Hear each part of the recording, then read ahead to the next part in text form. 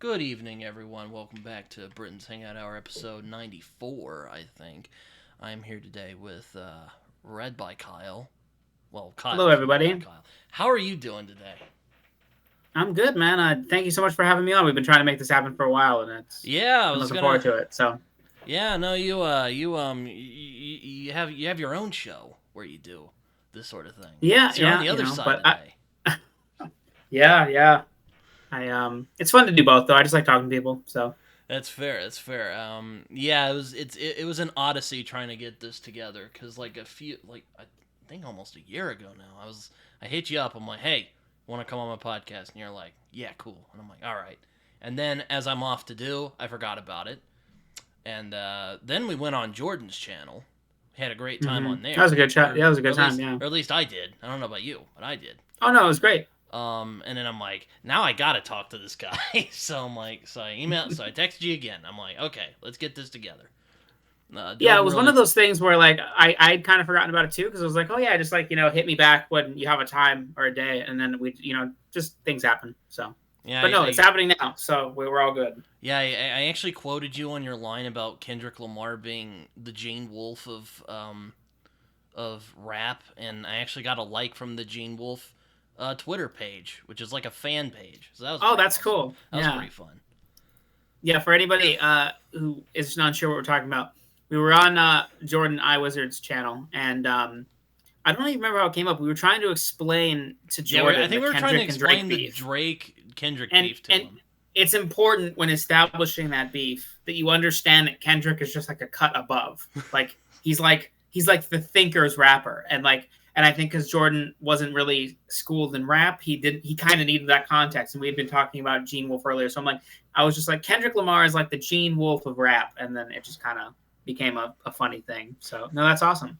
No, but yeah, it was kind of it's kind of funny because Jordan is kind of like he's in his 30s, but he's kind of he's kind of like a grumpy old man at times. He's a 60-year-old in a 30-year-old's body. Yeah, pretty much, exactly. So yeah, we had to explain to him the rap stuff. So that was fun. Yeah, I find I don't know why, but a lot of people in the book sphere don't listen to a lot of rap. Like I'm sure, I mean, I'm speaking very like in our corner of BookTube. Like I'm sure. Yeah, I there's can plenty. imagine Jimmy But Nuts whenever, will show up in the comment section when I yeah, eventually put Jimmy this up, listens and to it'll be rap, but there's like, a lot "Hey, of I people listen that to if rap, I rabble yeah, rabble." there's a lot of people where like I made a Kendrick I made a Kendrick reference in a Robin Hobb chat because there's somebody was starting the Mad Ship, and I just said "Good kid, Mad Ship," and nobody got it, and I was like, man, guys, you got to work with me here. Oh, that's. I bet you were wishing that Jimmy was there. He probably would have gotten it. Yeah, I'm sure you would have. But anyway, what have you been reading lately, man? Well, I just finished Lonesome Dove Oh yes, um I remember. by I yeah, remember. I think you were in the group chat on the Fireside Discord, kind of popping in because I think you already read it. Yeah, I read Um, it December, January of like this past year. So, but it's um, my favorite book of the year right now. So, um, and I really like it. It was my second 5-star book I put out this year. It wasn't even that hard. So there you go. Though really, that's awesome. there was some And stuff that do got you spoiled. read There was some stuff that got spoiled for me, but aside from that, it was fine. I do loved it. you read a lot of westerns, or was this your first, or what's your history with westerns? I will admit I am more familiar with Western movies, but I have read some Western books. Like I read Blood Meridian, which hilariously came out the same year as Lonesome Dove. Oh, I didn't know that. Yeah, yeah, I that's kind of consider like I've heard people say that Blood Meridian is like an anti-western, and I kind of agree with that statement. yeah. I had a But friend who those are the called only it. two westerns that I've ever read that I really liked. I'm not really a big western fan. Yeah, I had a friend. You can actually find the video. He mentioned it on the video where we were talking about Blood Meridian. He said, if Unforgiven, which is a movie, is the anti-western, Blood Meridian is the apocalyptic western. I'm like, oh, okay, yeah, I see what you're getting at. But yeah, I've read a couple of westerns in my time. Have you read First Law? Yes, All of it? I've only read the first trilogy. And Best Served Cold. Oh, okay, because Red Country is heavily inspired by Unforgiven. That's what I've heard. I've heard of certain fan favorite characters even in it, but I won't say anything. I can neither confirm or deny any fan favorite characters. But yeah, I completed that, and I kept like commenting things, and then people would be like, put chapters behind them. I'm like, okay, fine, I'll put chapters on them. So I put chapters on. Dude, you were going hard and fast in the spoilers though. Like, don't you were I was. like, I'll admit you that were I like, was. Lonesome Dove, major character dies, and it's like, well, you got to tell people where. But I don't think you spoiled anybody, so that's good. Yeah, no, it was a great book though. I really enjoyed it. And Who was your favorite character? You were really happy that there was a Jake now that was being hated on by a bunch of people, and not a guy named Kyle. Now I am not a reader of Robin Hobb, but I've heard there is a character named Kyle. For some reason in a fantasy world, there's somebody called Kyle. That's the big mystery. But there's two. There's a Kyle and Malazan too. I don't have a dog in this fight though, so I can just kind of say that. Everybody hates Kyle for good reason. Kyle sucks. But it's just funny when, like, if I'm not really paying attention or people are talking about, like, Kyle from Live Ships in a non-Hob chat, and I just see, like, I hate Kyle. I'm like, wait, what did I? And I'm like, oh, okay, yeah, no, they're just talking about something. Yeah, no. Yeah, no, it was nice that people were hating on Jake. And I was like, yeah, people named Jake also can suck. Yeah, no, it was kind of hard, I'm like, because, like, Jake Spoon, I really didn't like. And then there's also Elmira, who I also didn't like very much. So it was Elmira sucks. Yeah, they both suck. Did not I even joked, I was like, God, they should get together. But then Rabin popped in, and he's like, well, they're both too self-absorbed, so it's probably not going to work out. And I'm like, damn it, you're right. Let me make my joke, damn it. Yeah, see, Jake Spoon I didn't like, but I thought he was a very complex character and had a lot of stuff going on. I think I just hate him because I've known people like that in my life. That's valid for sure. Just the most just irresponsible, strings people along. I hate him.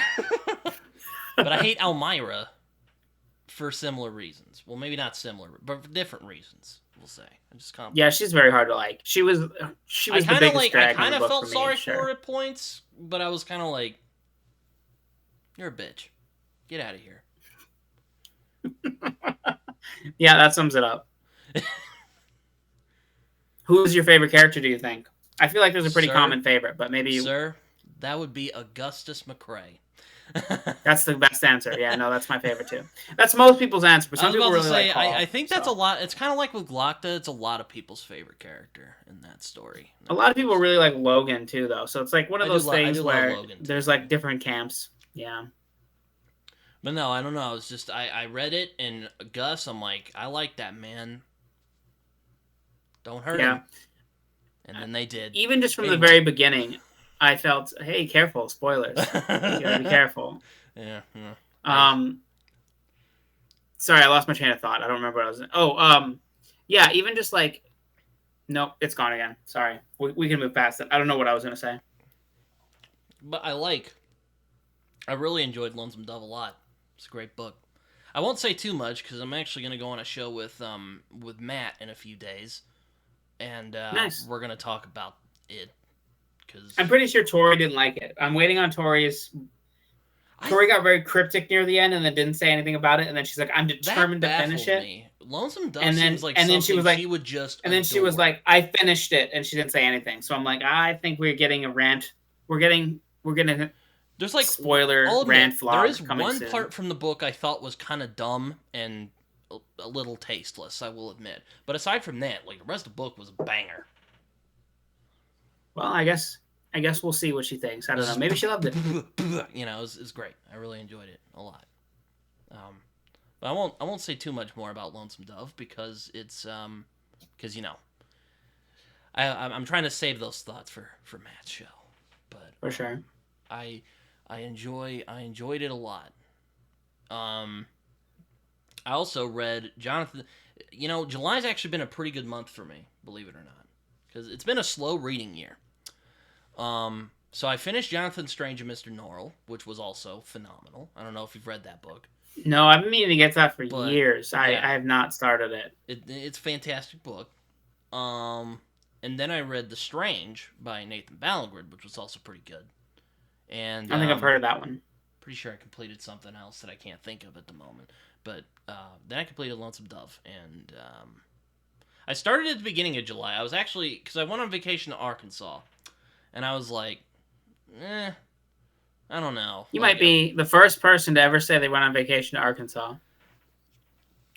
my family and I go for July 4th because my grandmother lives down there. Oh, nice. I'm like, okay, do I want to start it before I go down there, or do I want to start it after I go down there? And I kind of thought about it. I'm like, I'll just do it before. So I started it, went over there, spent some time, came back, and kept going. And I was kind of surprised by how fast it went, even though it's, let me get it real quick. This ain't, it's not. Yeah, it's thin. huge. It's a chunky boy. It took me a while. It some of the people in the Discord were saying that they struggled when July and Elmira and Roscoe were introduced, and that happened to me too. Like it made me sat down the book for like, I don't know, 2 weeks, and I People just was were like, hey, I hating gotta on get back to it. And I'm trying to. I'll keep this brief because again, saving it. But people were hating on July. That dude got overhated. He got the rawest deal out of all the characters in the story. That's all I'm gonna say. Well, that's true. He did. And a lot of people were like, "Oh, he's fucking boring. Fuck him." And I'm like, this poor guy. Don't worry, July. I'll give you some hugs. Hashtag justice for July. He can't hack it with all of the gunslingers out there on the cattle. Hashtag justice for July. I will put it on Twitter. It's gonna be a big thing. Though I don't know if anyone's gonna know what I'm talking about. It'll just be like the month of July. I thought July had it pretty good, as all things considered. I don't know. July's been kind of crazy this month, which is kind of hilarious. July in the book has a hard time, but then July this month has been kind of crazy for reasons. Yeah, that's true. That aren't even necessarily bookish. It's just the world is freaking crazy right now. That is true. Yeah. What do you think you're gonna pick up next? Well, I have a couple books over here, so I'm gonna try Bluebird by Attica Locke, which is like a crime novel. I love crime novels. You read a lot of stuff that I've never heard of. Like, I really like that. Like, you'll just like kind of pick up like stuff out of the way. I'll admit, I haven't heard a lot about this book. It just kind of looked interesting to me, so I picked it up. It was one of those books, and of course, because I love the first book of this series, but I'm reading Moonwitch Spider King by Marlon James, which I'm hoping will be as good as Black Leopard Red Wolf was, but we'll see. I'm also hoping to get to Hyperion, hopefully after I complete Bluebird. Yeah, I have it right here. I don't know when I'm gonna start it, but I really, really like the cover of this book. So I found it is a nice cover. I gotta get it. And we'll see if I like it. I've heard mixed things. I kind of want to give it a try because I've heard that like a lot of people DNF it pretty early. And it would be good to know if I was one of those people, like if I'm like, if I'm never going to like this, I might as well read it and know that, but we'll see. Yeah, I got kind of mad at Amanda from Shelf Unstable the other day because she did her I think it was her freak out video, whatever those are called. And well, it wasn't like really mad, it was like a playful mad. And I was like, really? Right. I was like, really?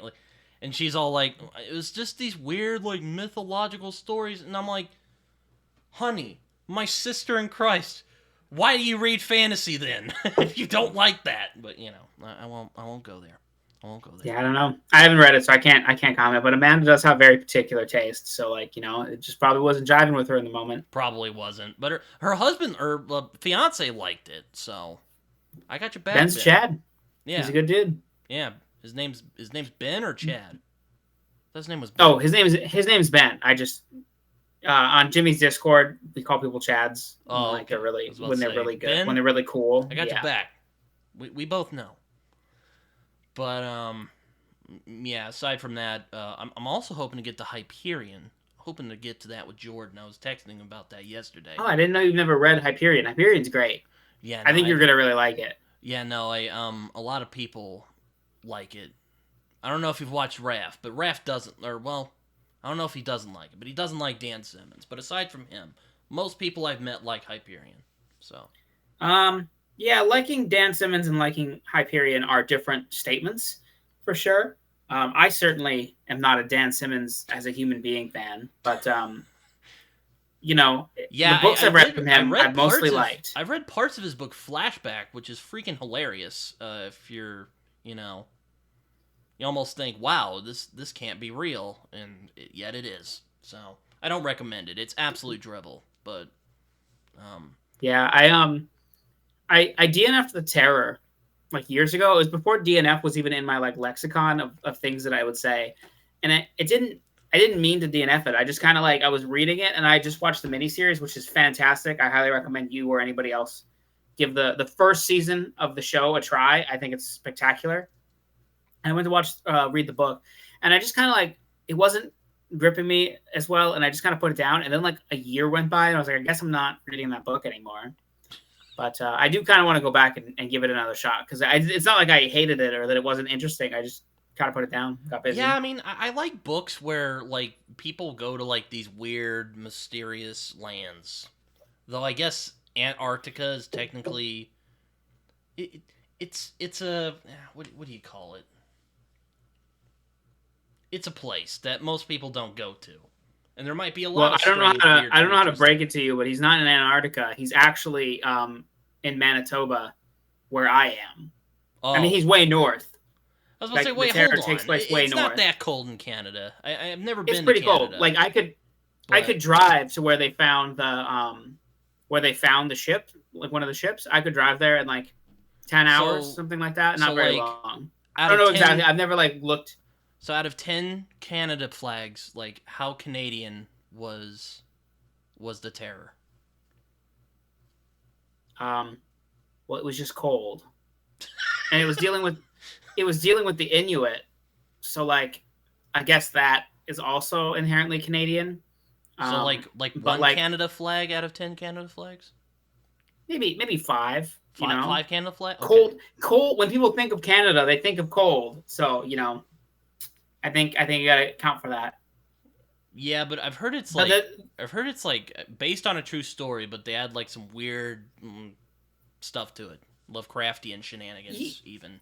Yeah. So the book is about a real expedition, the Franklin expedition, where he had 3 ships. He was trying to find like the pass through to Russia, and so he had to come up, and then they hit ground, obviously, and then nobody ever found them again. But then there were hints of what happened to them, and then there were like stories from the Inuit around the time and like the local tribes and stuff of sailors freezing to death, and then like later on we found actual like logs and trash and stuff from them, so we kind of sussed out what happened.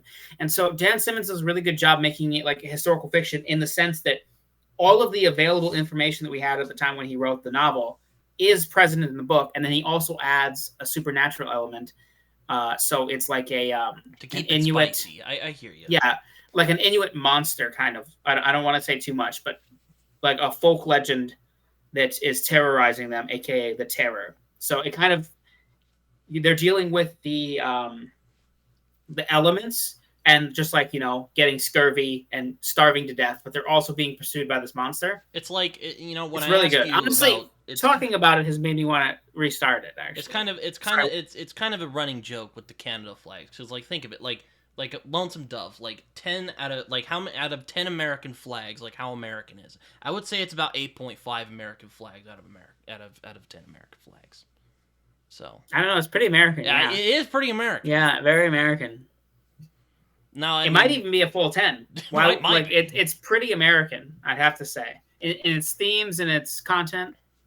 Though I'm sure there's the like angry Twitter mob who'll be like, the West wasn't really like that, yar rabble, but fuck them. And it's my show. The West was wild. Yeah, but you'll probably hear people go like, "Oh, but the black people and women ran stuff mostly," and like, so it's fictional. Yeah, come on, I digress. But yeah, I've heard the terror. Going back to the terror though, um, I've heard it's pretty good. Most of what Yeah, I I've mean, heard is pretty again, good. I recommend the TV show. The TV show is very good. It has Jared Harris in it. He's phenomenal. Isn't that Richard Harris's son? Yeah. Mm-hmm. Yeah. And it has why am I Sierra Hines. I don't know how to say his last name, and Tobias Menzies. So like a really good cast, honestly. Yeah, I still, but going back to what we were getting at, yeah, I still need to read Hyperion. Even my Yeah. friend Jason likes it, and it's really hard pressed to get him to unambiguously love something. So there you go. Though he's always telling me, Britton, it's only one half of a story. I'm like, okay, let me figure that out. All right, let me figure out what I think of it before you say anything. Well, I don't know about that because I do think it's probably important for people to know ahead of time that like Hyperion was written with Fall of Hyperion as one novel, and then he ended up splitting it in half because I think he famously said like two book advances is better than one or something like that. But and it stops abruptly. So I think knowing that ahead of time is actually just bracing you to know that. I personally really liked the cliffhanger ending of it, and I didn't love Fall of Hyperion as much, although some people really liked Fall of Hyperion. So your mileage might change on that. But I think there's a difference between spoiling someone on what a story might end up doing, but then also just like preparing them to not be disappointed. Because people really hype up Hyperion. So then if you go into Hyperion expecting it to just be like this crazy, crazy experience, and then like at the very end, it just like literally ends, you might be like, oh, I didn't get what I was promised. So like knowing that ahead of time is probably a good thing. Possibly, yeah. But yeah. Also, I'm always looking for a good science fiction read because it can be hard. I even started a whole show about it because I'm like, what the hell even is it? And I get people on and we talk about it. So, So what do you think you're looking for? ah, well, in science fiction, well, I'm kind of fascinated by where humanity will go. So it's not necessarily just the ideas, or even, or as I like to call it, pop, or just popcorn science fiction, as I like to call it, where it's basically just a thriller with like a slight sci-fi bend to it. We have to have like a marriage, if you will. So what Of are some of your favorite sci-fi books that you've read so um, far? well, I hope to make a video about that at some point. But some of them to kind of name off, Childhood's End is one of my favorite science fiction novels of all time. Um, Born by Jeff Vandermeer is one of my favorite science fiction. I'm going to be reading that soon. I have that on my library hold, and it's coming in like probably in the next 2 or 3 weeks. So, Fantastic book. Also, Southern Rage trilogy, I would also say is really good. oh, I didn't Um, like that one as much. okay, we'll just ignore that. I just thought you were. I gave Annihilation 3 stars, and then I DNF'd the second one. But I want to reread Annihilation because I think I had weird expectations after seeing the movie first, and so Yeah, I it's kind of want to funny. I now that I saw the know film how it's going to first too. be. That's interesting. Yeah, so now that I know what it's kind of about, I want to give it another shot because a lot of people I know really love it, and I was just like expecting one thing and got like something very different. So and it's short, so I could probably give it another shot pretty easily. Yeah, but uh, what else? I like The Moon is a Harsh Mistress by Robert Heinlein. I don't really care what anyone has to say about Heinlein. He's great. Well, read until like Stranger in a Strange Land, unless you really want to get into the weird stuff he got into late in his life. Yeah, I've never read any Heinlein, but I did just buy Moon as a Harsh Mistress like this week, funnily enough. Great book. Yeah. I'm trying to get more well read in like classic sci-fi books, so I've been kind of collecting them so I The can Time get into Machine them I all. really enjoy a lot. If you really want to go back. Oh yeah. I also like The Invisible Man from H.G. Wells a lot too. I also like The Martian. It's not my favorite, but I do like The Martian. I thought that was a fun book. Martian's fantastic, man. Have you read Project Hail Mary? I have not, but a lot of people are like, "It's really good, Britton. You should read it." And I'm like, "I will. It is really I good. will, sometime. Yeah. Not right now, though." Do you do audiobooks? I forget. Not often, but I have done them. I have listened to the First Law trilogy, though I did actually read them, but I have listened to them. Because Stephen Pacey is just... Yeah. Pacey, I mean, Pacey's one of the best of all time. I would say House of the Dragon, but he was on there, and I didn't even recognize him at first. I was like, "Oh shit, that's Stephen Pacey." I heard his voice. As soon as I heard his voice, I was like, "This is my man, Stephen." But I also knew he was going to be in the show, so I was kind of primed to be looking for him. But very, very recognizable voice to me after 10 First Law books. But what I was going to say is Project Hail Mary, I think, is maybe the only book that I think you're missing out a little bit by reading physically. Like Stephen Pacey's fantastic, but if you read First Law with your eyes and you listen to First Law, it's the same experience. Stephen Pacey just, adds to the characterization and stuff. But there's a certain element of Project Hail Mary that, like, anybody who's read it will know what I'm talking about, that is done in the audiobook a certain way that I think makes the physical read less interesting. Like, I would highly recommend trying the audiobook for Project Hail Mary. Wait, Stephen Pacey does Project Hail Mary? No, it's Ray Porter. I'm just saying, I was just, because we were talking about Stephen Pacey, I made a comparison. Oh, okay. Well, maybe I'll try the audiobook then. I have nothing, a lot of people, because I like physical books, a lot of people think I don't like audiobooks. It's not true.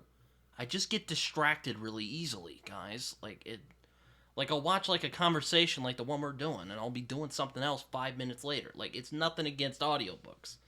It's just, right. I like reading. Well, for one, I like reading the physical books. But two, I just get distracted really easily. There are audiobooks I enjoy, like the Stephen Pacey First Law books. I get distracted easy too. It's why I pump up the speed on mine. Makes your brain more likely to keep up.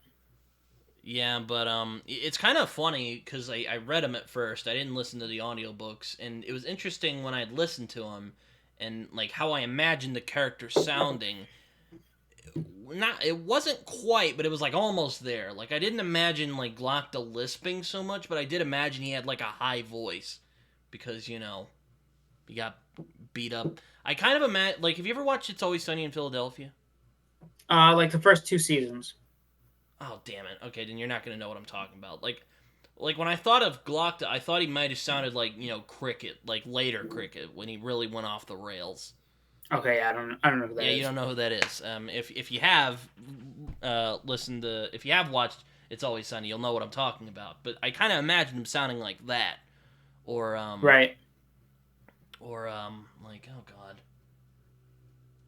I think that's kind of the benefit of audiobooks, is they can really add to your experience sometimes, of just, like, how much you find that you... like a new interpretation helps you see through into the character better, or the plot, or whatever it might be. Oh, who else have I listened to? I have listened to the second Lahane, Kinsey, and Gennaro book, Darkness Take My Hand, which was done by a guy named Jonathan Davis, who did a fantastic job. Oh, Jonathan Davis is really good. Yeah, I like him. But yeah, no, I'm not against audiobooks. I just don't do them very often. I will admit, I do get a little miffed when people talk about audiobooks and there's like a full cast. I'm like, shut your mouth. It's an audio drama. Don't even argue with me. It's an audio drama. Well, I'm going to argue with you. What is the difference to you?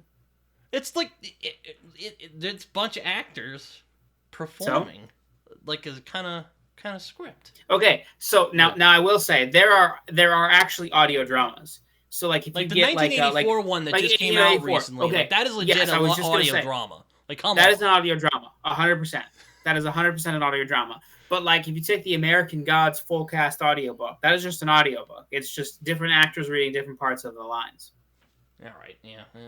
I guess there are certain differences. But yeah, I do think sometimes you hit me in the American Gods weak spot, you bastard. I really want to listen to that audiobook. I haven't ever done a reread of American Gods, and I was thinking about doing it this year. Now I probably need a little bit of distance from Neil Gaiman, but that audiobook with the full cast, I hear nothing but Why good can't things we about. have? So I'm just gonna dive in. Why can't we have like wholesome, like decent celebrities that we like? Dave Grohl's still out there, buddy. Yeah, we do have Dave Grohl. Dave Grohl's a cool guy from all accounts. So. We got Keanu Reeves. Keanu Reeves. He just put we out got a book. A couple. He put out a book. Which you know what sucks actually? The bookstore near me got Keanu's signed from copies. Canada, so you guys have it made, man. Yeah. So the bookstore near me had signed copies of the Book of Elsewhere, signed by Keanu Reeves and China Mieville, and I didn't see the post until like 3 hours after they posted it. So I called them and they were like, "Oh, we sold out." And I was like, "Oh man." Just kind of sucked. It would have been cool to have that. Yeah, but apparently, from what I've read, I read Beyond Redemption, and that guy apparently is Canadian. And I'm like, damn, Canadians can get dark. Yeah, Canadians, there's so many good, like, Canadian authors. Like, the city nearest to me that's not where I live is Winnipeg. And Stephen Erickson, Ian Esselmont, and Guy Gabriel Kay are all from Winnipeg. Oh, wow. So you got a whole crew. You got a whole posse.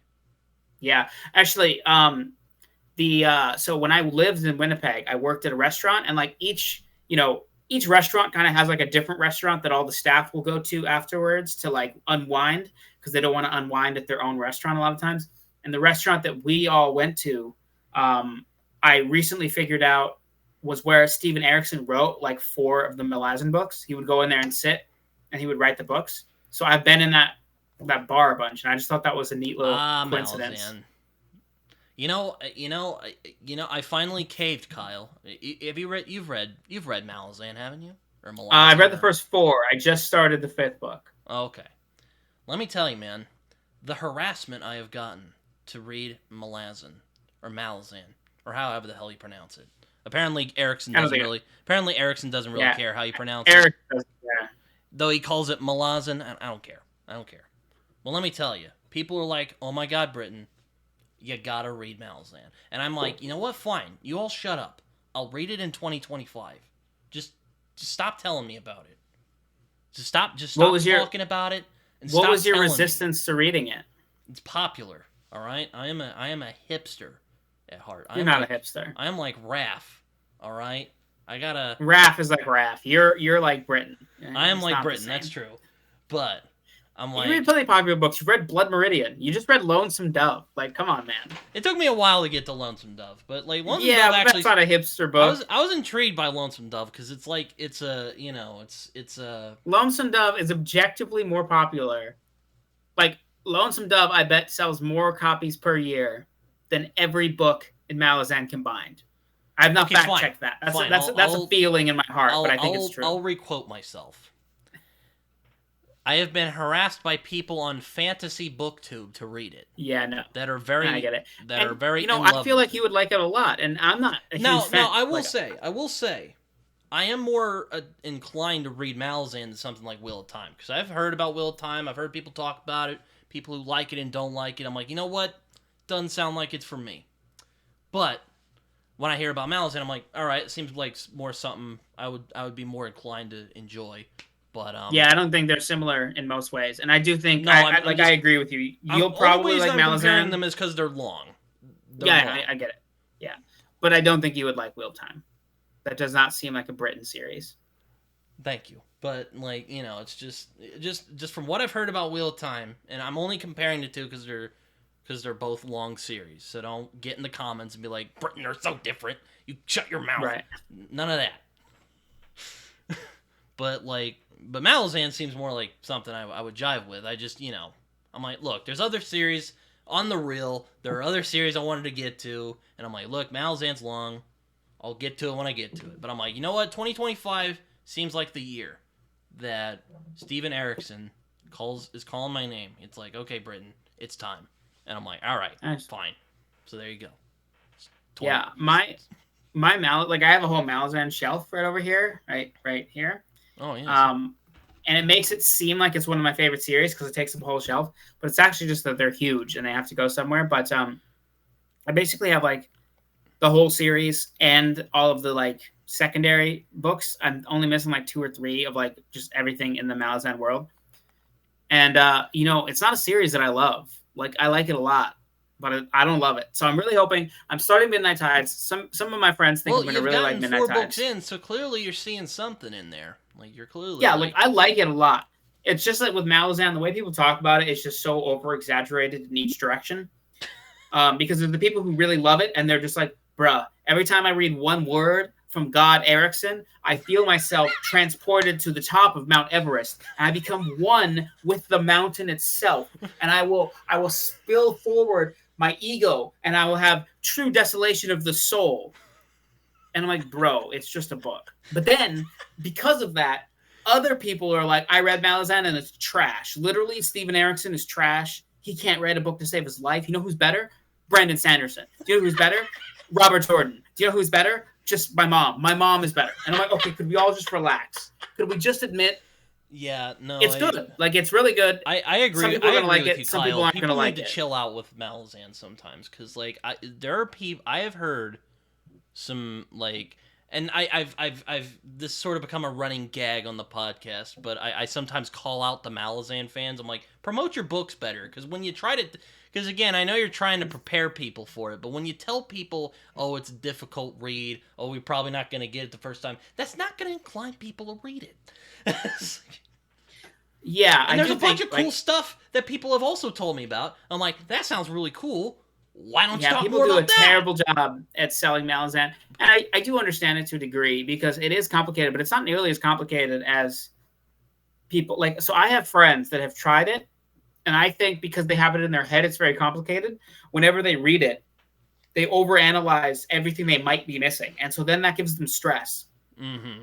Like if you think about, I don't know if you saw Josh from Red Fury Books' new vlog where he originally DNF'd Memories of Ice. And then now he reread it and he gave it 5 stars. And one of the things that he said made a big difference is the first time is he was trying to catch a bunch of stuff and he like was treating it like homework because he was in these like live discussions and he wanted to make sure that he caught all of the stuff. So he was always like, you know, writing down and like checking the chapter summaries to make sure he didn't miss anything. And that's just like very stressful. And there's a very small subset of people that will really help and they'll really, really like that. But for most people, it's just going to really stress them out. And so sometimes that's helpful, but a lot of times it just like makes people worry that they're missing something instead of just experiencing the story as it comes. Like you're never going to catch everything. So if you just want to read Malazan, read Malazan. About, like Book of the New Sun, if we're gonna come back full circle to the Gene Wolfe thing.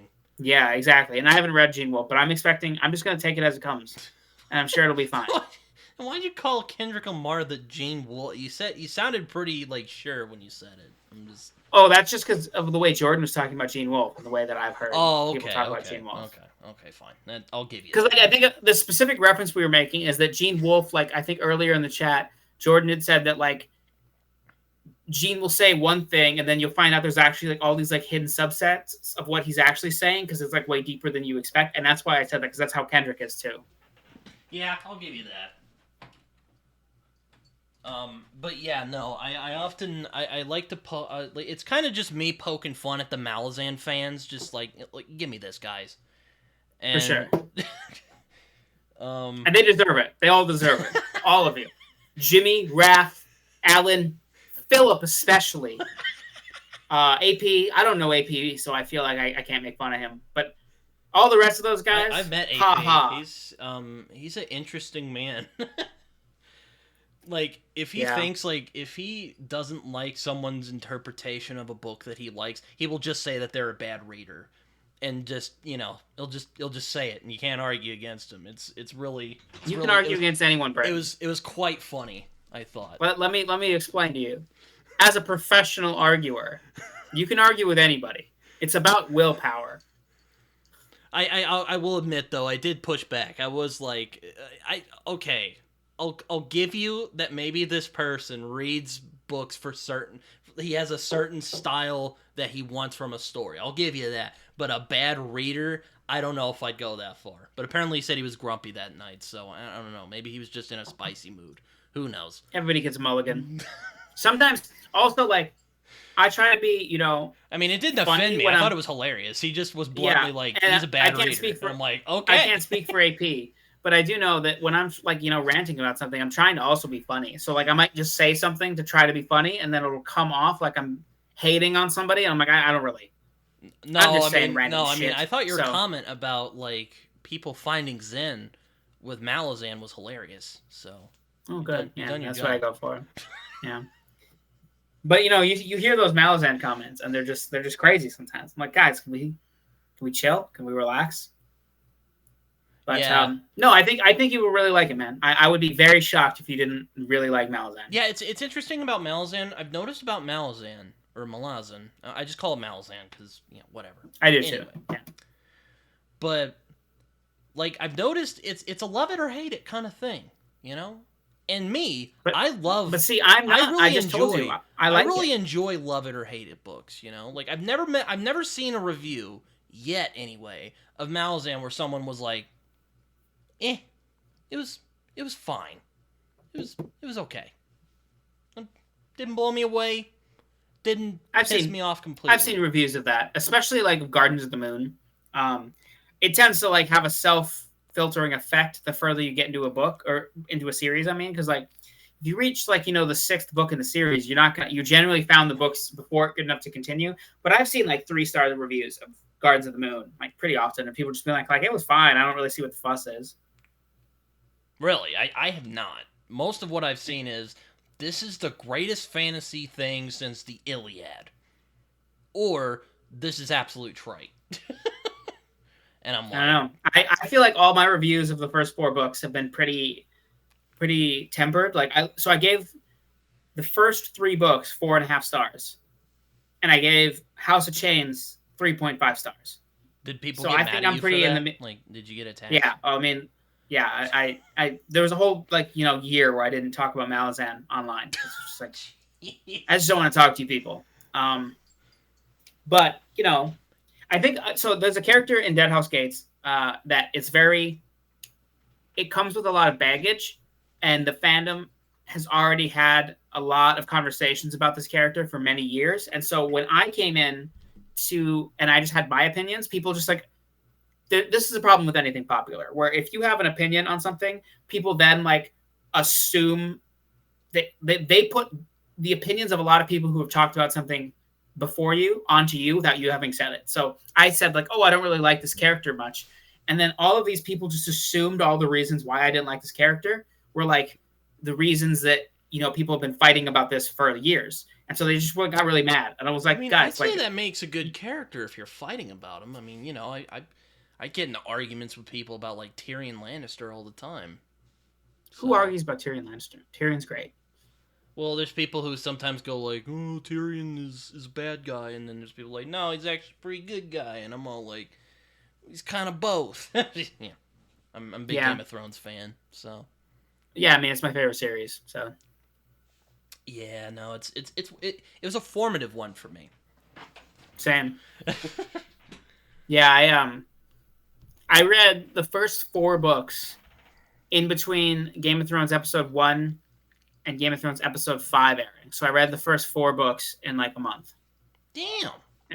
And I just, I've never gone back. Like, I mean, I've gone back to Westeros, like I've read it a bunch, but like, I mean, I've never looked back at, that's just my favorite series and it always will be. There was like the dark time before you discovered A Song of Ice and Fire, and then like after that you were teleported to the magical wonderland. Yeah, Westeros. I did a reread last year, and I still I already want to do another reread. It's not like it's crazy. Like, yeah, I want to do a reread too.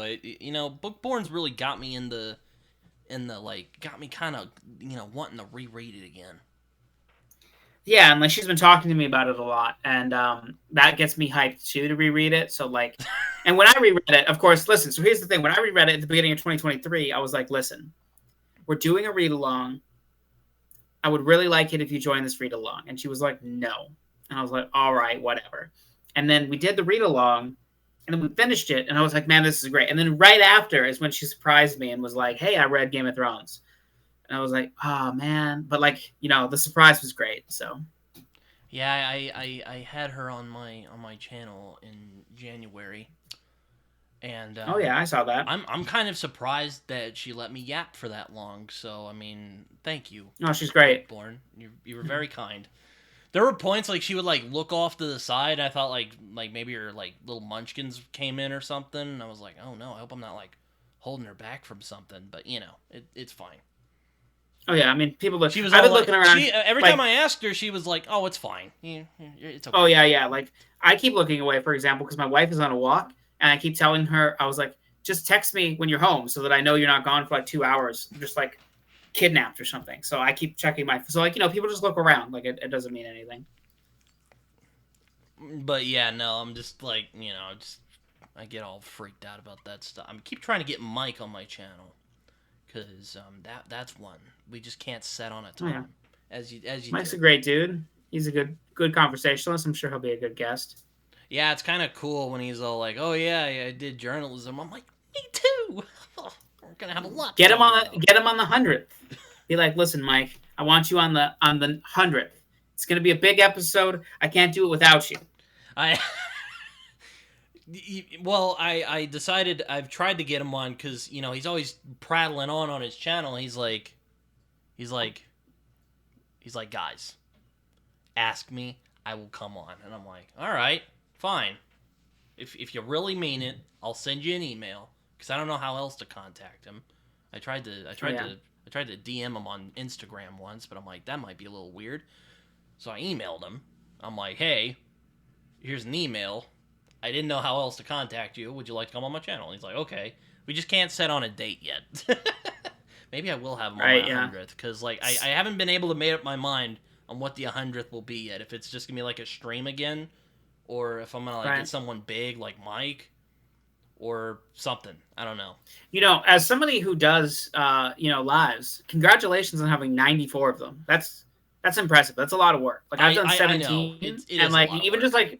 And there's been a lot that I've tried to schedule, and like something comes up, so like we push it up. Like scheduling snafus happen all the time, but even just trying to schedule for 17 has been it's be difficult. It's a pain, isn't it? Because like let me tell you, yeah, I have had moments where I'm like, oh man, this is frustrating.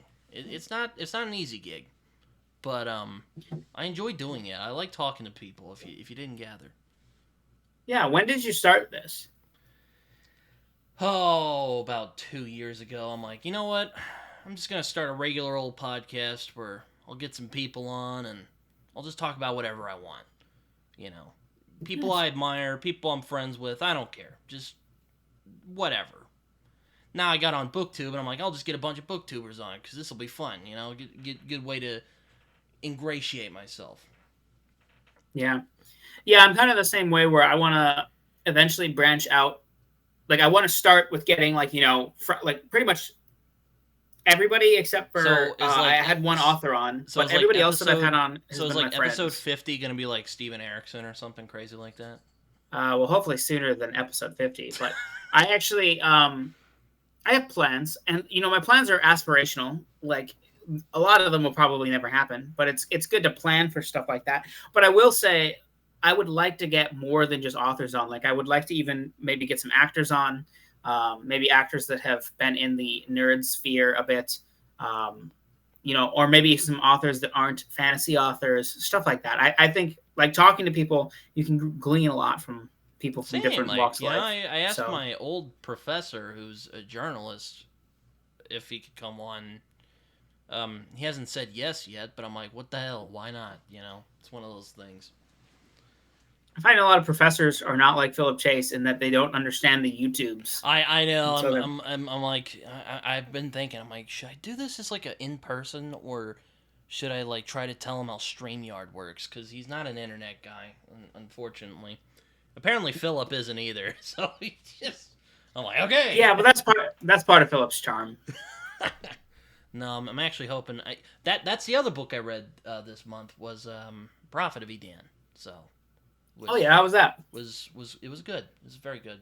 Is that the second one? That's the second one. That's the second one. It took. I'll admit, it took me a minute to kind of get ingratiated back because I just read Jonathan Strange and Mr. Norrell, which is like a behemoth, And I'm like, Right. okay, here's all these characters. Okay, okay, I know who that is. I know who that. I remember them. Okay, and after that, it was pretty good. It's really good. Awesome. Yeah, I read the prologue to the first one the day that it came out, and it's not like it was a bad prologue by any means. Like, I'm not trashing it, but the way that I heard other people talking about the prologue, that they were just like foaming at the mouth about it, and I just felt like it was performative because they all knew Philip. You're And not I was easily like, impressed. I see this. I can see this. No. I was like, I just want to read this on my own, away from the hype of people that just know Philip. And I feel like that time is like gone. And again, I don't think anybody was just saying they liked it because it was Philip. But just at the very beginning, I read the prologue. I was like, oh, this is like a fine prologue, like it introduces some stuff. And people were like, this is one of the best prologue. I'm like, all right, guys, like, I know we all love Philip, but can we just dial it back a little? So I will read it soon. I'm really excited to read it. I mean, I won't pretend it's like, I didn't want to, like, I try on my channel not to be like, this is the second coming of J.R.R. Tolkien or anything crazy like that. Well, Philip is the second coming of J.R.R. Tolkien. He has the tweet and everything. You just need it. We need to get him a pipe. That's what we need. We need to figure out his P.O. box, and we'll send him a pipe. And Philip is so straight-laced that he won't even know how to use a pipe. Yeah, good Lord, he's a vegan. No, not a vegan. He's a vegetarian, and you get that right before Philip corrects me, because he has corrected people on that before. I don't think he drinks or does any of that weird stuff. He's a good boy. What kind of weird stuff? Oh, I mean, like cocaine. Philip on cocaine. That would be something to see. Yeah, he'd probably just start going off on fantasy books he likes, and it's like, oh yeah, this is great. Yeah. He would just be like, Malazan's amazing. Oh, we're gonna get so much hate on this video. No, it's all in love. Philip's awesome. Philip is a good man. And, I did tell Philip, I'm like, I'll try not to just annoy you with, me just going, oh, what does this word mean? But there were a couple of times I'm like, all right, so, it was more like clarification, because there was some I'm like, all right, is this kind of like this thing from a book we both know of? And he's like, yeah, you're right, you're on to something, and, yeah. I expect there to be just, the entirety of Beowulf somehow inside this trilogy. Characters are just going to speak in sections of Beowulf to each other. That's what I expect. Well, I mean, I don't know if there's that, but the main character is named from Beowulf. Apparently gets bear hugged to death by our titular hero. So, oh really? No, he does not get bear hugged. He does not get bear hugged to death. Our Dayraven does not get bear hugged to death in this series. Yeah, I know you mean in Beowulf. Dayraven, yeah. Isn't there a guy named Nutsack or Beersack or Ballsack or something like that? Oh yeah, there is. Yeah. Yeah, that's crazy. Philip's wildin'. I wonder if he put that there and he's like, I wonder how many people are gonna wonder if this is serious or not. I think he's so innocent he didn't consider it. He's just like, well, guys, it's a name from the ancient myths of the Norse, or wherever he got it, Yeah, no, I mean, there's it gets pretty violent, and there's cussing. I'm like, damn, Philip, I know you had that in you, buddy. And yeah, I'm excited to read it. I bought all three of them, and I was kind of I wanted to read them last year. It's and I kind of just never got to it. Cusping on great. I'm like, there's greatness here, but he hasn't peaked yet, as Dennis Reynolds would say. Right. I'm just waiting for Philip to peak. He's right there. He's not there yet. Well, it took him 20 years to release these three, so another 20 years he'll release another book. It was he journeyed all the way, and now he's just he's right there. At least in my Hey man, it might be Return of a Dan. My Olympian literary standards, of course. I haven't thought he peaked yet, but he's right there. I'm like, you can just, it's good. It's good stuff. I will not pretend it's the second coming of J.R.R. Tolkien, but I like it a lot, and I recommend people read it. I'm actually hoping to have. Do you read a lot of self-pub? I'm actually starting to dip my toes in the self-pub. I read a couple of things this year, like the Edan trilogy. Right. I read The Legend of Blackjack by Andy Witham, which I liked a lot. It's Nice. aside from like a little where he just kind of dumps some exposition like towards the beginning. It's very good. I liked it a lot. I And like Andy a lot. I really want to try that book. I've heard great things. my friend Joe Burns' book, Wistful Ascending, which I really liked. And Nice. there are some others I'd like to try, like the Will. Oh God, what the Wickshire Watch? I think is what it's called. Wickwire Watch. Fucking alliteration. Anyway, that book. I want to try that book. I didn't like that book as much as a lot of other people, but maybe you will.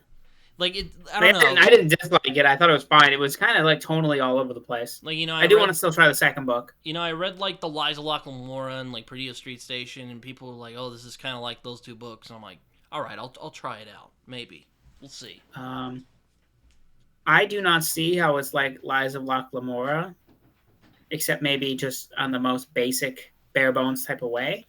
But maybe I'm forgetting something or not considering an aspect. I don't know. I haven't read this book. Right. Yeah, you're like a big China Mieville fan, aren't you?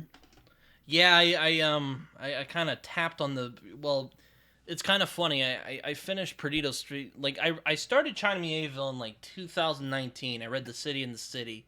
I was just out of high school. I read. That's the only one I've read. Yeah, is The City in the City. And I liked it. I was like, yeah, this is pretty good. I don't know if I fully understand the concept of what's going on here, but I liked it. And I read Perdido Street Station, and that book, I'm like, oh, so that's why he's considered really good. Okay, this is great. Nice. Yeah, that's probably going to be... Well, I wouldn't even say probably. That's most likely going to be the... I guess I would say I'm more of a Baz Lag fan than, say, just like a China Mieville fan, because I think with Baz Lag, he peaked, as the kids like to say. I felt he peaked there. Though there's some other books he's written, like The City in the City, which I really liked. So there you go. Right, nice. Yeah, I'm excited to try out Baz Lag. I would like to try the Book of Elsewhere, but like I don't know. It's just like he wrote it with Keanu. I don't know. Well, Keanu didn't write anything of it. He just kind of gave him the basic concept. Yeah, I know. But aside from that, I'm like, I don't know. Maybe. Such a weird collaboration, though. I remember when I first heard of that, I'm like, really? Okay. Yeah. All right. Kind of strange, but in a good way, I think. Yeah, exactly. I was like, okay. Like, all right. Yeah. I mean, I would say Canada has won for life, because you guys got Keanu Reeves. Valid take. Alan wouldn't like that take. What, does he not like Keanu? He says Keanu's overrated.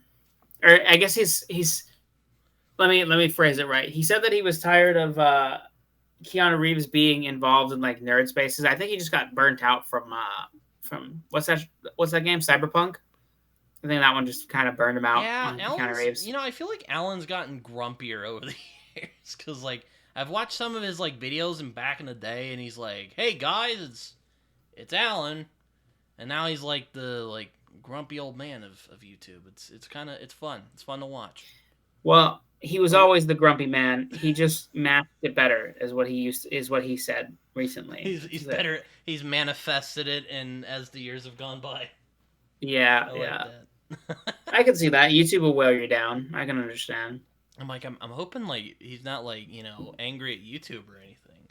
And also another thing is I don't know when he rants. I don't know how often. I don't know if he's being like hyperbolic or if this is something that really is getting him grinding up his gears, or maybe it's a mixture of both. I think it's a mixture. It just depends. Sometimes he's playing a bit.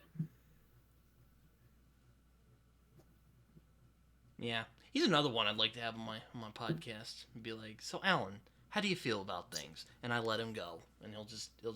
I'm sure. Surprised you haven't had him on already. I know. Alan's a talker, but I guess he's been very busy lately. So, he's barely even on Discord or YouTube anymore. We do follow each other on Twitter, so I tried talking to him on Twitter.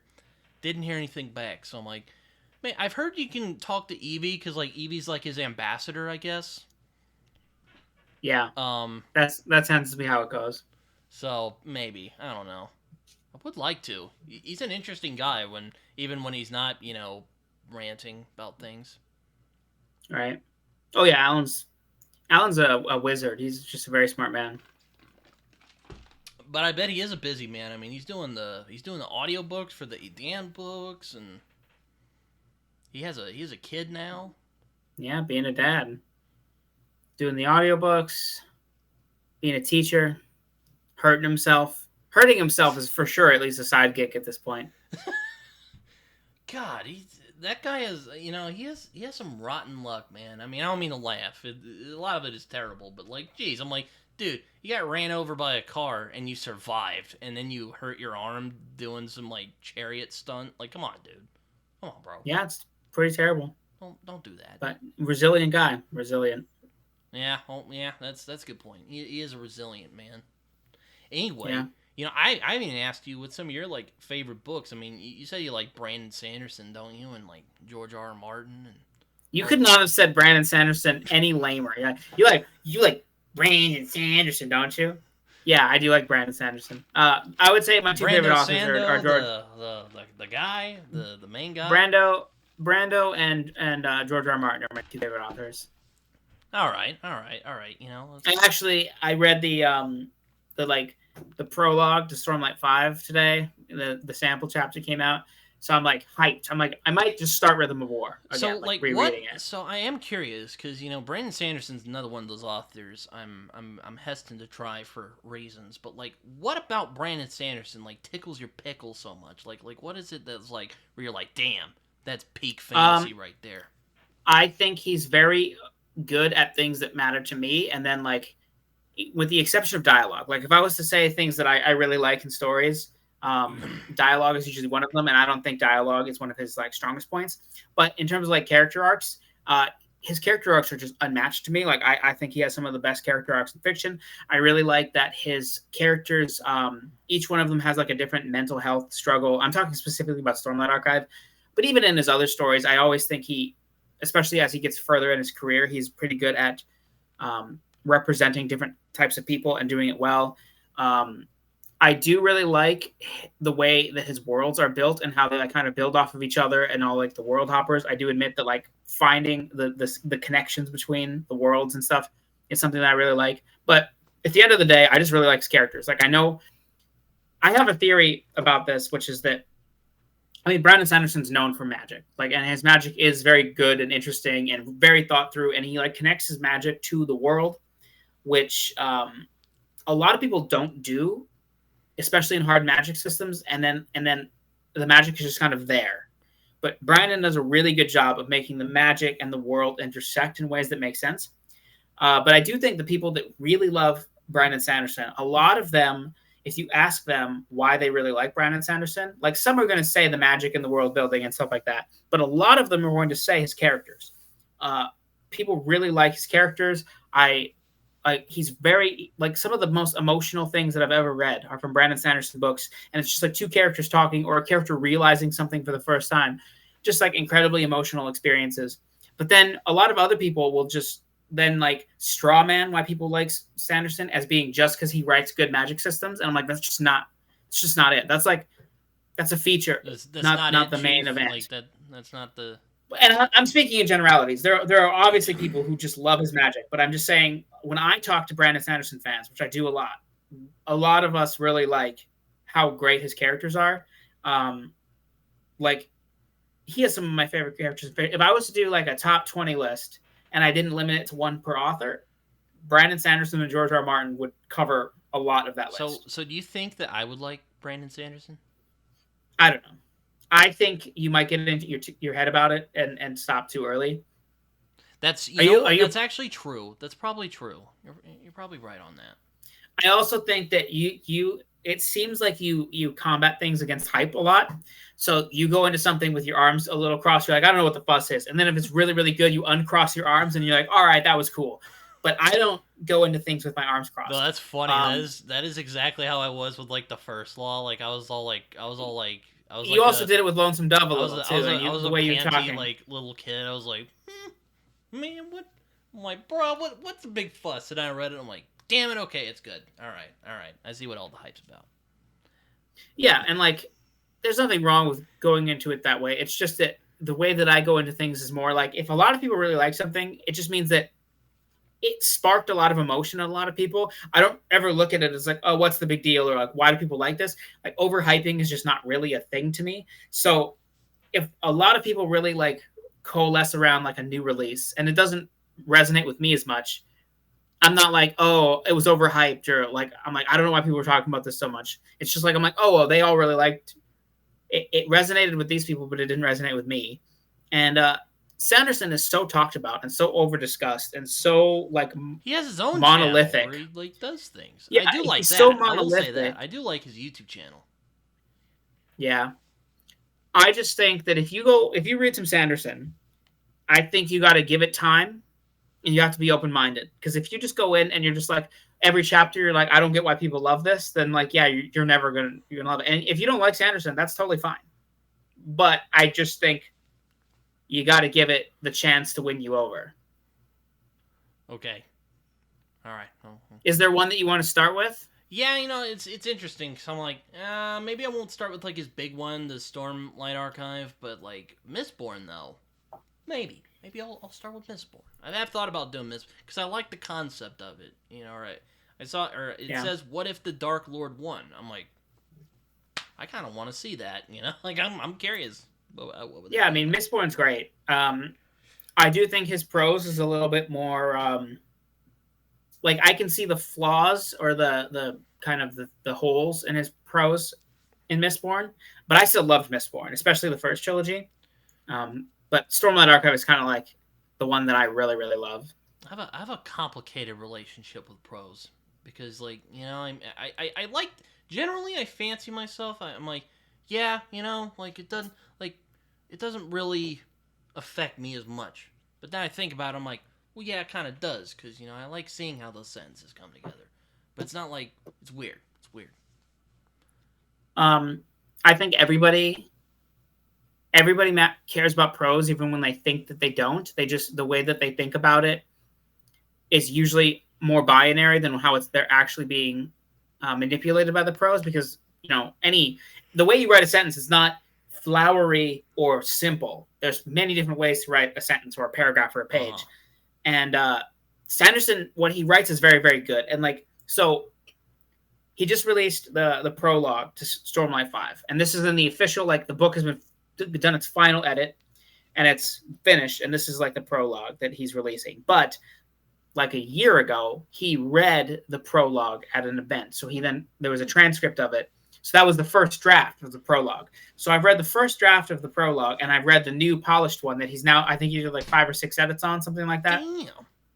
And he's still like, do I think the prologue of Stormlight 5 is like technically impressive in the sense that he's using big words or like lyrical flourishes or, using a lot of like really poetic writing? No. But I have seen from the first draft to this one, how much more polished it is and how much more refined it is. So do you like the efficiency? Because there are some people, like one friend of mine in particular, who harp on his prose from time to time. Yeah, I mean, I don't think about Brandon Sanderson's prose, and that's fine with me. Like I read his books, and then like when I read Stormlight the first time, and I just started rereading Stormlight, the amount of stuff that I forgot is like minimal. Like for how big the books are, like I remembered a lot of them very well. And the reason is because I can picture everything very well.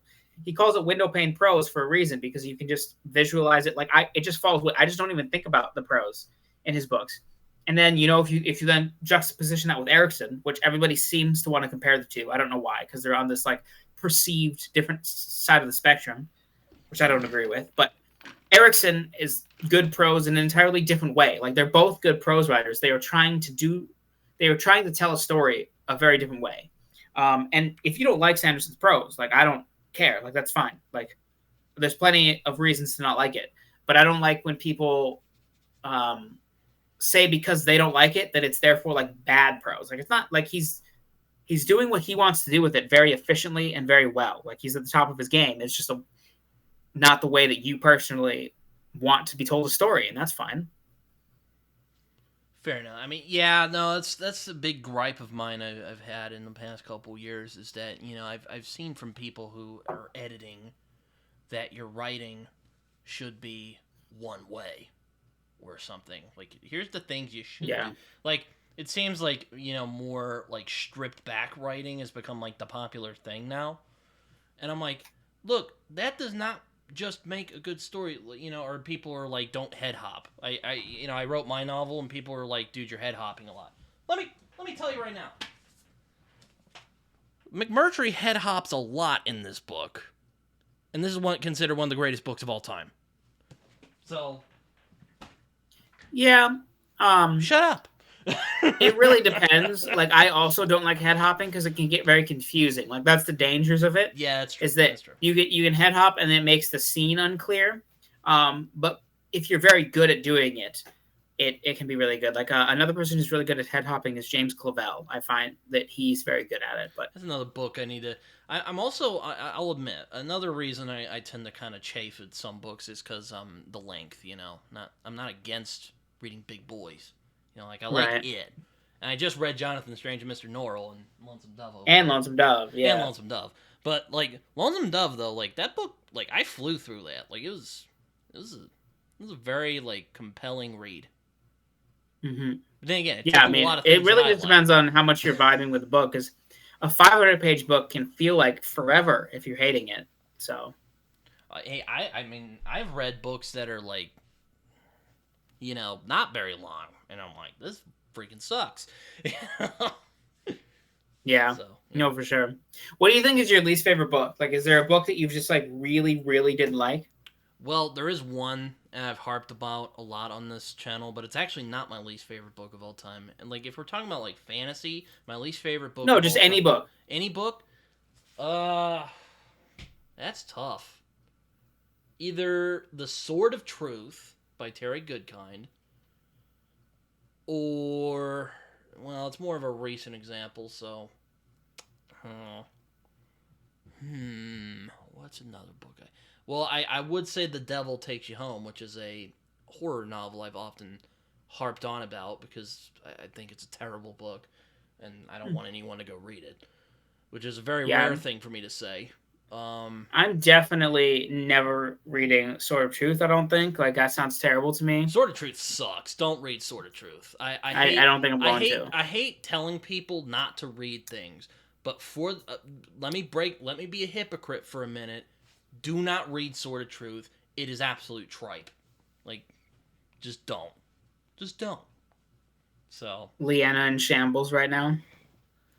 Leanna, she that's another person I wanted to have on this channel and talk. Yeah, Leanna loves that series, and I just think that's so funny because like she's so particular about what she likes. Truth. She loves them. I think she gave them all 5 stars. She likes maybe some of the later ones she gave. She is lying. She's not lying. She did a reread last year. Go watch her videos on them. I'm gonna be like Alan. She's lying.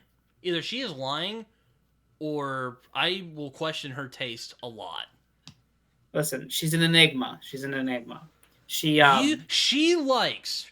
did not like American Gods, the most original, striking fantasy novel of the 21st century, and yet she likes The Sword of Truth. I don't know if I call American Gods the most original fantasy, but it has its influences. Great. It has its influences. Yeah, but legit one of the greatest fantasy novels of the 21st century. I've gone through this whole thing. I've already accepted The Sword of Truth. I understand that you have to like. I'm looking this up. I'm looking this up right now. Listen, she did a reread last year of like, I don't know how many books there are, and I think near the end of it she was like, yeah, like they're not as good near the end. But I think she gave 5 stars to the first like 5 books in that series. Hold on a second. Wow, she has a read along. What these? Okay, let me go on. This is my show, but Kyle, if you'll let me kind of complain for a second, if you won't mind, I'm gonna turn to Alan real quick. Why in the hell are you talking about problematic authors? Yeah, I'm calling these people out right now. If you're reading The Sword of Truth by Terry Goodkind, one of the biggest douchebags who has ever been in fantasy. Just ever.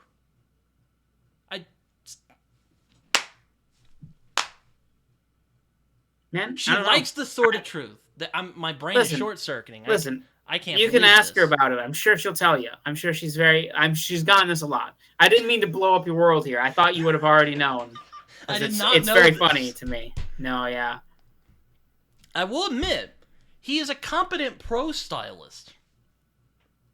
That The only thing I've ever heard about him is negative. Like I read or I He is watched a like Daniel competent prose Green's stylist. review. It's just the rest of it is bad. Yeah. So there you go. Did you ever read The Witcher? Oh, I've only read the first short story collection of The Witcher. That's the best one. I have heard that. That's funny you say that. I have heard that. My friend Joe, I talked to him. I talked to him a lot. I asked him like, "Hey, The Witcher. So like, how is it?" He's like, "What have you read of it?" I'm like, "First short story collection," and he's like, "You can just stop there." And I'm like, "Okay." Yeah. That's the only one that I feel like I really liked, and then I read the She next 4, likes and I was just like, The Sword of Truth.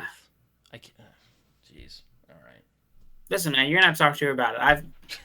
I've made my peace." I'm gonna grill. If I have her on my channel, I'm gonna grill her about it. I'm gonna be like, Well, don't tell her "Explain that. yourself." She won't come on. She doesn't want to be grilled. No, I mean, I won't be mean. I'll just be like, Sword of Truth.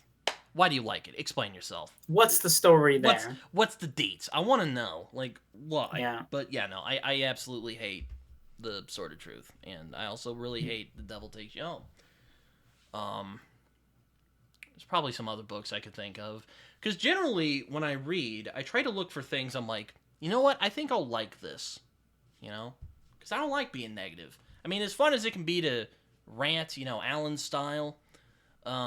You know, I like talking about things I like, or at least if I don't love it, I can appreciate it, you know? Yeah, I like trying new things though, and then like that just leads you down a lot of paths where you're like, yeah, that was okay. Though there's some books I've read that are they just don't do it, and that's fine, you know? Yeah. Sometimes I sometimes do negative reviews. And you know, I try to be respectful, cuz I'm not one of those, you know, who just lights the, you know, canvas on fire, you know, rip the negativity, author a new one. I don't want to do that, but it's just. Have you ever gotten like any comments that were from people that like I like really disagreed with either you loving or hating a book, and then getting mad at you for whatever your opinion is on it? Not you.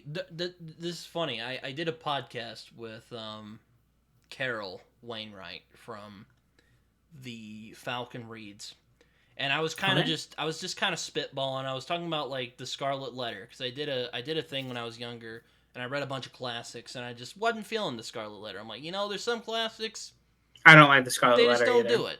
Some guy got mad at me for saying that in the comment section. He's like, dude, it's a classic for a reason. I'm like, look, this is just my opinion, bro. I'm not trying to say it's like objectively bad. I just don't like it, and I mean, I don't really know what people would. I mean, I understand what people would take from it, because like once you get past the really old timey language, like the story's pretty simple, but you know, I just don't care for it. And he got mad. The dude got mad at me for saying that, and I'm like, okay, well, I just ignore him, really. Yeah, that's all you can do, really. Because you know, like if like Leanne commented on my video, if I made a video just hating on the Sword of Truth, and she's like, no, it's actually pretty good. Like, I'm not gonna convince her otherwise. Like, I'm 23. I've realized if someone's set on something, they're not gonna back down from it. Yeah, you never know. Unless you use unless Jesus comes down and like touches Sword of Truth is bad, something. Conversation's the only tool we have to change minds, man. I know. I guess in other words, I just don't think it's worth it. Like if you like the Sword of Truth. Yeah, that's fair. If you like the Sword of Truth, God bless you. I'm sorry that you like that series, but you like it, and I'm glad for you. Yeah, no, I get it. Absolutely despise that book. I feel that way about The Witcher, honestly. I don't get like why The people Witcher. like The Witcher. Well, why do you not like The Witcher, bro? What's wrong with The Witcher? Oh, it's terrible. I don't like it. You just don't like it? I really don't like a lot about The Witcher. There's like a sexual assault at the end of the second book that doesn't make any sense, and I really hate it. And he like over sexualizes a child, and like in a way that like feels like it should be normalized. Like I don't know. It just like I don't know. Okay. But then even beyond that, if you could just like look past the creepy stuff, I also just think the way the story's told is just poor. And then like in the first novel of the series, he has it so that he I don't know who that book is for, because you have the short story collections and he like expects you to have not read them, because one of the major reveals in the first Witcher novel is like clearly laid out in the novellas. So you have no tension in the first book. But he also then doesn't explain a bunch of stuff in the first book as if he expected you to have read the novellas. So I don't understand So you're saying what the first book is you're supposed to be saying doing. is there's a lot of mixed signals. Is this what you're getting at? Kind of. And then also, Geralt is not in the series enough. Like, he just kind of disappears and he just wanders around, and there'll just be like some stuff happening, and it'll just be like talking to a tree or something, and it'll be like, we'll just be having like a philosophical conversation with a plant. And I'm like, why are we here, man? I don't know. Have you played the I don't understand what's going on with The Witcher. Have you played the game? Yeah, I like the game a lot. Yeah. No, the game's great. Yeah, like, specifically the third one I've played. Yeah, I've only read The Last Wish. So. Yeah. Anyway, I'm gonna have to get going here soon. So we'll have to start wrapping up. Oh, so, man. I was really getting into this. Yeah, sorry. I told my wife, like, I didn't know how long we were going to be, but I told her when she got back from her walk to message me, and we have some stuff we got to get done. Yeah. I'll ask you this before we get going. But what are some other books that you like, Kyle, that you want people to really get into? Well, I really like Adrian Tchaikovsky. He's one of my favorites. Mm-hmm. And Ken Liu and the Dandelion Dynasty, which are this side right here. Dandelion Dynasty. And you know what? While we're here, we're gonna go Greenbone Saga. So this whole section right here, that's all great. You guys should all read those. Robin Hobb, she's up here. I'm gonna get better at pointing out what all the stuff is. You can't really see that, but Robin Hobb is great. Let's see. I really like Lonesome Dove. We talked about that a lot. Guy Gavriel Kay. Guy Gavriel Kay is fantastic. He's one of my favorite authors. Him. Yeah, you do. Read some Guy Gavriel Kay, man. Start with Lions of Alversod. I feel like that's one that you'd really like. All right. I mean, a lot of people are either like a lot of people either say like Tigana or the Song for Our Bone or the Lions of Alisson, or however that's pronounced. I apologize if I butchered that. I haven't read Song for Our Bone yet, but I've been hearing a lot of really good things about it. My friend John Tigana is a good. Yeah, lots of people have been giving it really, really good reviews. So when I say I haven't read it, I have it right here, and I've actually started it. So I'm 15 pages in. So that's going to be read soon. But I think Tigana is a good place to start too. I just think Tigana has some of his more prominent weaknesses in it, whereas I think the Lions of Alversod is just like a pretty strong novel. And if you don't like the Lions of Alversod, it's more likely that you're not going to like other Guy Gavriel Kay books. So it kind of is a better signifier in that way. Fair enough. I also know he did some like Tolkien stuff as well. Yeah, he helped edit the Silmarillion with Christopher Tolkien. All right.